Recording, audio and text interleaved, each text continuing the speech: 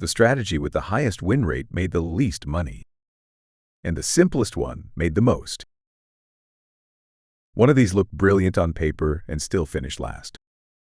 Another one looked almost too simple to respect and just kept winning. So which dip buying idea actually holds up? Social media gives you one perfect dip in a 30-second swipe. I wanted the part nobody posts, the full trading history. So I tested 5 of the most viral dip buying entries I could find, and the answers were not what I expected. Here they are. 3 red days.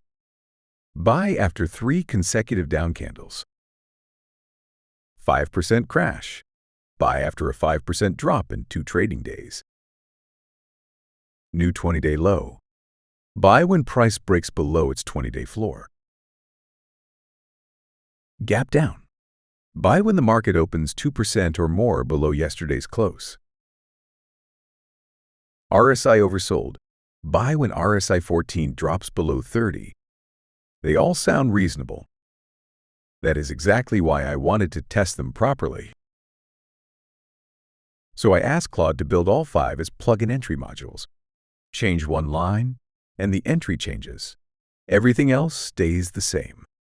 The exit is our clamped ATR Chandelier from episode 7. It tightens when volatility contracts, and it never widens when volatility spikes. Claude also helped us turn the results into these artifact boards, so we could actually look at everything side by side. Which one actually holds up once you test it properly? Let's start with gap down. Market opens sharply lower. You buy the fear. On Tesla, gap down turned 100,000 into about $9.4 million. So yes, this one absolutely can work.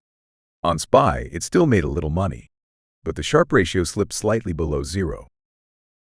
In plain English, the return was too weak for the amount of risk you took during the test period. Apple held up okay. Microsoft and QQQ were much softer. To me, that says gap down belongs more on volatile stocks than on broad market names. Now for the strategy that looks smartest on paper. RSI Oversold, buy when RSI 14 drops below 30. It is basically a quick read on panic. This had the highest win rate in the entire test, 70% on QQQ. It also had the highest average expectancy per trade. And it still had the lowest average end equity of any strategy we tested. This is where it gets interesting. How does the strategy that wins the most still finish last? Because it barely trades. Across 15 years, RSI only triggered about 22 trades on average.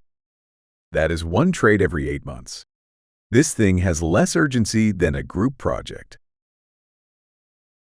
So yes, RSI wins the drag race. But this test is 24 hours of Le Mans. Next up, 5% crash. Buy after a 5% drop in 2 trading days. This one changes personality the most in the whole test. On Tesla, it turned 100,000 into about 11.2 million. On SPY, it barely scraped out 2.9% a year. On SPY, it only fired 12 trades in 15 years. That is a long wait for a strategy that is supposed to help you find opportunities. On volatile names like Tesla, it fires constantly and looks amazing, which means this one is much more dependent on the kind of stock you trade. Now we get to the serious contender. New 20-day low.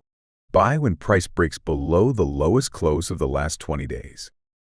This one won on 3 out of 5 tickers: Microsoft, QQQ, and SPY. It never finished last. Average CAGR, 16.2%. Average trade count, about 78. It is not the flashiest strategy in the test. It is the one that held together best across the whole set. If you care about consistency across different markets, this is your winner.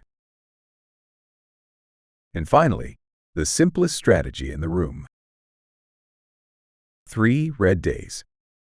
No indicator stack. No fancy setup.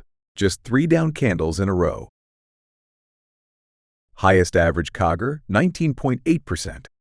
Highest average Sharp, 0.659. Highest average end equity, $3.36 million.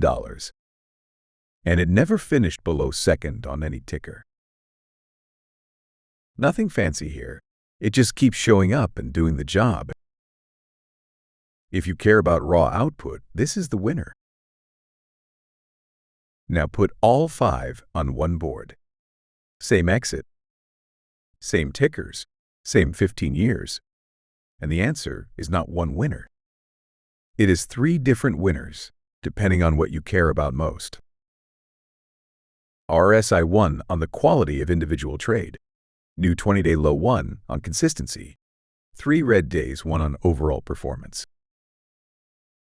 Highest win rate did not mean highest return.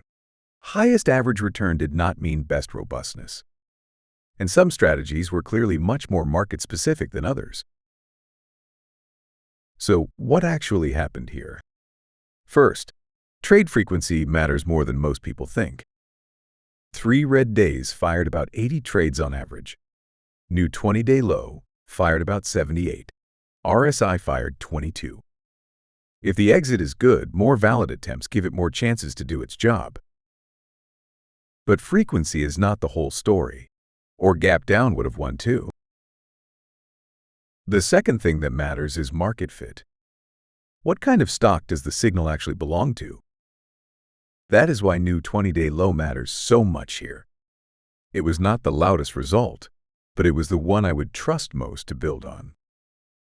A reusable signal is not always the flashiest one. It is usually the one you can actually do something with. Some of these ideas are stronger on volatile stocks. Some are steadier across very different names. And once you can see that clearly, you stop guessing and start testing. That is where the real insight starts. These viral ideas are popular for a reason. Some of them really do have merit. And honestly, I learned a lot from running this. I hope it gave you a more useful way to look at these strategies too. If you want the full backtest detail, the GitHub is there for you to dig through and see the expanded view for yourself. Change a parameter. Try another ticker. See what still holds up. If this was helpful to you, subscribe and turn on notifications. We think, AI builds. Together, we find truth. See you next time.